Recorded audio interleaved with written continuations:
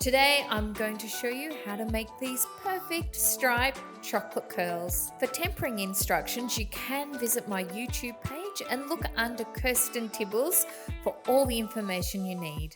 Starting with tempered white chocolate, spread that out and give it some movement, which will create elasticity in the chocolate.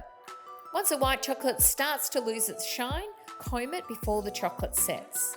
Scrape up the sides and ensure that it's no wider than the scraper you're using to make the curls.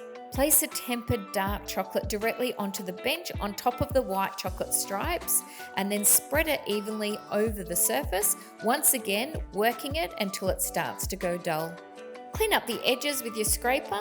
Make sure the blade of your scraper is clean and starting 20 millimeters from the top, hold it parallel to the bench and push. These definitely take some practice, the right room temperature, and you must have a stone bench top. But following my tips, you'll be creating the perfect chocolate curls in no time.